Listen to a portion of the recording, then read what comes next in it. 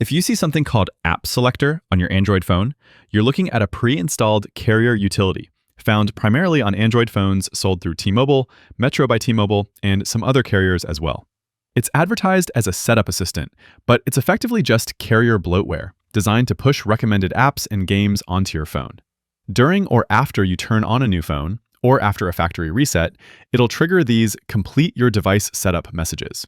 It gives you app recommendations, asks for your demographic info, and based on that, it starts to show you a curated list of games, shopping, and utility apps. If you accept the suggestions, it'll automatically start downloading and installing third-party apps on your device, which can easily get super annoying. Probably why you're here watching this video, right? I'm with you. I hate that kind of stuff, and I don't want it on my phone, so I'm going to show you how to get rid of it. To do that, we're going to go to Settings and scroll down to Apps. On some phones, you'll need to tap the little filter button, or the three dots, and check a box that says Show System Apps.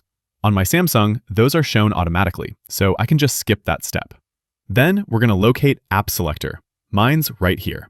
The icon on yours might look different. Since mine didn't actually get pushed through the carrier, I went and downloaded this just so I can demonstrate how to get rid of it. Also, sometimes you might find this under the name App Manager or T-Mobile App Selector. Once you find it, you can either disable or uninstall the app, depending on which option is available to you. I'll go with uninstall, which completely removes the app off my phone. Disable does something similar. It technically leaves the app on your phone, but disables it so it can't run anymore and do the dirty work that it's been doing in the background. Anyways, that is App Selector. I recommend you get rid of it. I also recommend you like this video, share it with a friend, and subscribe on your way out. Thanks all. See you next time.